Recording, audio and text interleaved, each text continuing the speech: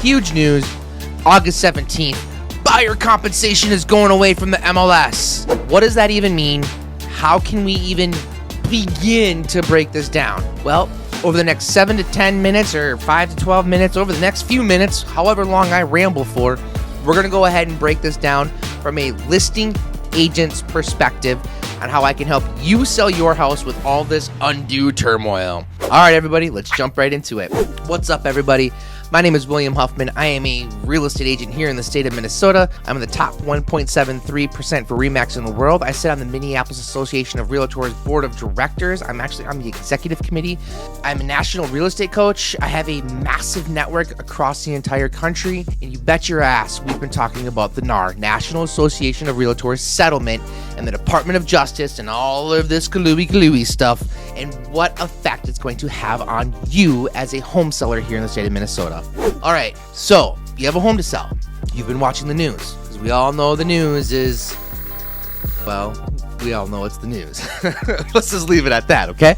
And now you hear that as a seller, I've been paying too much to sell my home. Well, maybe you have. Maybe you've been working with bad agents who charge too much and don't provide enough value. Well, you've heard that you don't have to pay a buyer's agent commission. Well, you've never had to. Now I can negotiate commissions. Well, you always could. Basically, what I'm trying to say is, in the state of Minnesota, the NAR settlement is going to have a less severe, significant impact than it will in other states. Now, before we can go forward, I have to go back a little bit here. And stick with me on this entire video. I promise you, it's going to be one of the most informational, direct, and directly pertaining to you as a Minnesotan, what's going to happen going forward.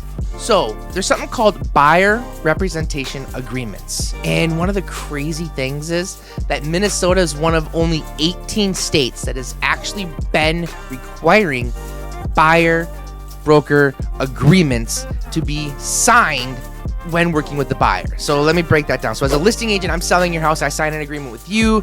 And in the past, we'd agree upon a commission. And I would automatically share a portion of that agreed upon professional fee, commission, whatever you want to call it. I don't care. I would share a portion of that agreed upon amount with whoever brought in the buyer's agent. And that buyer's agent had to have a signed buyer's agreement with the person that they're representing in order to receive a part of that compensation. Pretty normal. And in that buyer broker agreement, there was a disclosure for compensation. It would tell them exactly, as their buyer's agent, how they were getting paid and what they were getting paid. And in the past, that was predetermined, and listed in the MLS, the multiple listing service, the thing that is where all of the listings go online. That then feeds into Zillow and Realtor.com and Homes.com and all those other things. So the crazy thing is, in Minnesota, we've been doing it right for a very long time. We've had buyer broker agreements. We've had commission compensation disclosures, so everybody knew how everybody was getting paid the entire time. And what we always did is we listed it on the MLS, the multiple listing service. And once we listed that compensation on the multiple listing service, we had already determined what we were going to pay whoever brought the buyer in. Now, there's a lot of camps with this. It's like, well, why would I negotiate to the detriment of my seller before we're even on the market and all this stuff, blah, blah, blah, whatever. There's a lot of different trains of thought that are going on here.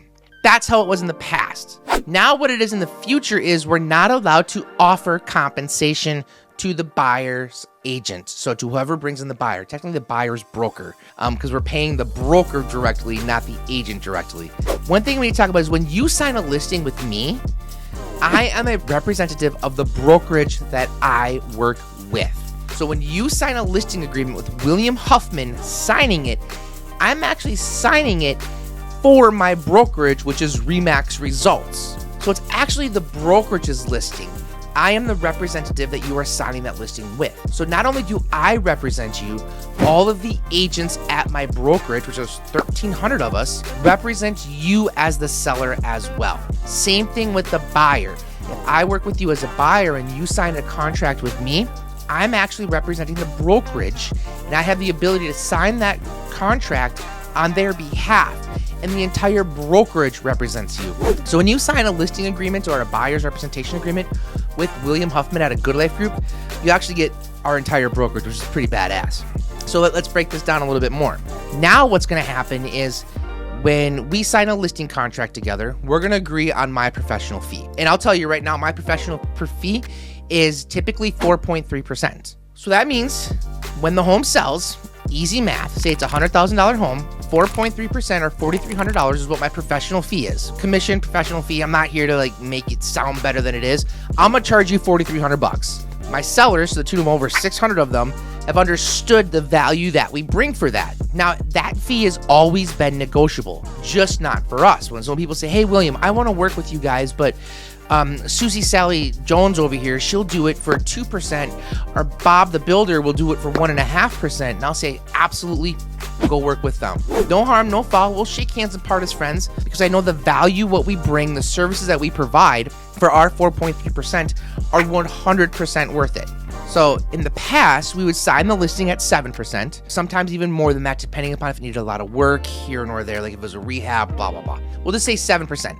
We'd sign at 7%, we would take 4.3, and we'd offer 2.7 to whoever's the buyer agent was. That's not how it's gonna work anymore. Now what we're gonna do is we're gonna sign a listing at, let's say, 4.3%, and we're going to allow the buyer's agent to request compensation at the level that they feel they are worth.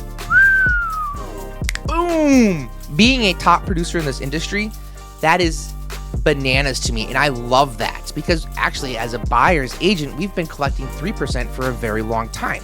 Once again, because we know the value that we bring to the agents, to the buyers that we represent. What this does is it really does level the playing field for a lot of agents out there. A lot of buyer's agents were just skating by that, oh, the industry standard is 2%, 2.4%, 2.7%, or 3%. I don't have to worry about telling my buyer that I'm representing how much they're gonna owe me because it's already guaranteed in the MLS. The guarantee is going away. So now let's say we have a buyer's agent who's new to the business and maybe they're not the most skilled or talented or this or that or whatever. They're just new. And they write in the purchase agreement that they want 1%. Awesome. Instead of offering 2.7 or 3%, they're coming in asking for 1%. So in the past, we'd sign a listing, 7%. Our professional fees, 4.3. We'd offer 2.7 to whoever brings in the buyer. Now, we're going to have a discussion and we're going to understand that offering compensation to a buyer's broker is probably beneficial, but the amount, we're not going to predetermine that. We're not going to negotiate against you before we've even got the property on the market. We're going to say, let those buyers agents, let them tell us what they think they're worth. And then it's my job to negotiate against them and tell them they're not worth that much. Or maybe they're really good and they are worth that much. Or maybe your property's been on the market for 6 months and now we only have one offer. First of all, my properties don't 6 months, but let's just say we have a property that's been sitting for 6 months and they come in and they ask for 3% compensation.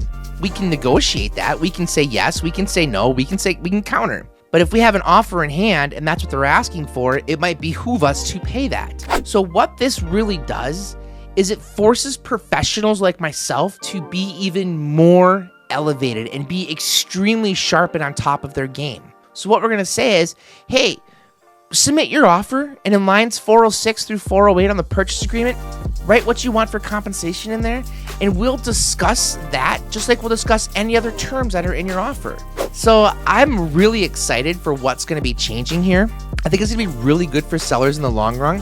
One thing that they were hoping is that this would bring clarity to commissions. I don't see that happening. If anything, it was much more clear before. Now it's on a case-by-case scenario. And quite honestly, if I get a rookie or a newbie or somebody who's really poor at negotiating up against me, I am going to destroy them. I've always been able to destroy them, but now I can even go after them and their compensation. I can say, listen, you're not worth 3%. We'll give you 1%. Collect the other 1.7 or 2.5 or whatever it is from your buyer. Now, if their buyer doesn't have it, and that buyer might walk away, okay, now we have to negotiate, right? But it really does put the professionalism back into being a real estate agent. It got a little interesting there for a while. I feel there's a lot of order takers, like, let's just put it on the market. We'll do whatever you want. It's COVID. Houses are selling faster than you can put them up. That was the case for about 18 months. We're seeing days on market increase. We're seeing price reductions, price improvements, whatever you want to call them. Now we're going to be seeing buyer's agents who have been maybe skating on just the fact that they can get compensated for having a pulse. They're kind of screwed. Now more than ever, I truly mean this. Like, no BS.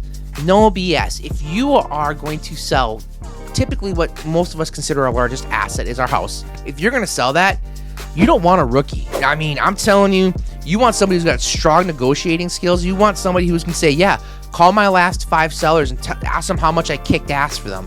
Call my last 5 buyers and ask how much ass I kicked against other listing agents. I have case studies of where I'm saving my buyers $15,000, $20,000, $30,000 on properties just hitting the market. And I have other cases where I'm showing my listings where these agents come in and they're asking for this laundry list of stuff. They're asking for $10,000, $15,000, $20,000, $30,000 in concessions. And lack of a better term, I'm telling them to pound sand and I'm telling them to go away. And I'm using my skills and abilities to the best of the person I am representing, which is you, the seller, typically. Minnesota is where the NAR, National Association of Real Estate, started. Minnesota has been the leader in the industry for modeling what it takes to have proper contracts and to make sure that we're taking care of the consumers properly. Our brokerage, not only is our state the best of the best when it comes to how real estate practices have been happening, set aside politics, what you think about anything else. When it comes to real estate practices, Minnesota has been doing it at a superiorly higher level than every other state in the country, hands down. I truly believe that. Not only that, our brokerage, RE/MAX Results, has been the leader inside of our own state. So I have the blessing of spending the last 10 years with the best minds in the freaking industry getting ready for things like this to happen. Stuff like, I almost care, stuff changes all the time. There's been downturns. There's been 2008. There's been 1980, the Reaganomics and all that stuff where that crashed. And I don't even know if it's Reagan. I wasn't even really alive then, so I probably shouldn't say like I know what it's talking about here. But you know, when recessions happen and all this stuff, like there's been 4 or 5 major downturns in the last 40, 50 years of real estate, and our brokerage has been there through them all. And all of their knowledge and wisdom and their lawyers and their legal advice has been a part of our ability to become a thought leader and just we're the ones who are going to kick ass during this. And I'm so if you can't tell, I'm excited. Like, I'm also a part of Glover U, and Jeff Glover is a massive real estate guy over in Michigan, and they're another state that's been doing it right for a very long time. He's a mentor of mine, a friend of mine, and I get to connect with these people. I get to be the one to share all this knowledge and information with you. So NAR was started here back in the early 1900s. Minnesota's been doing it the right way for a very long time. We're actually one of the industry leader. Our brokerage is the leader in our state and in the country on how to do things right. And I'm just really excited. So let me leave you with this. If all of my excitement and random jabbering and jack-jawing, you're just like, what is this dude talking about? As a real estate professional, what I get paid isn't really going to change. What my professional fee is, what my commission is, isn't really going to change. How I receive that compensation might change in some instances. So as always, it's always been negotiable. It's always been up to you and the agent you decide to work with to come to a number that is fair and reasonable, and you can either say yes or you can shake hands and part as friends. Going forward through this process that we have is the NAR settlement, the DOJ, and all this stuff, blah, blah, blah, blah, blah. Just know people still have to buy, people still have to sell, and you need a badass son of a bitch on your side like me and my team. So that's it.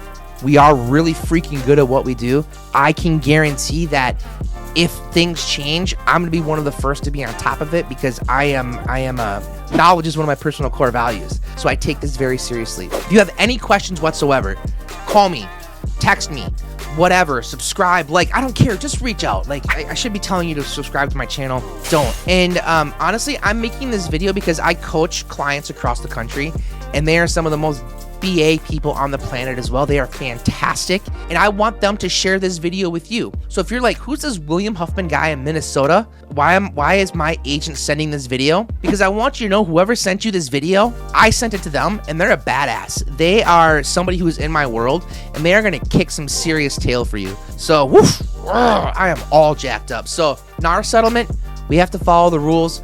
I actually like the rule change. It's gonna level the playing field. It's really going to let the cream rise to the top, and we're going to see some people who probably shouldn't be in this industry leave, and that's okay. So that's all I got. Thank you all for coming to my TED Talk here. I love you all very, very much. As always, be safe out there. We out. Deuces.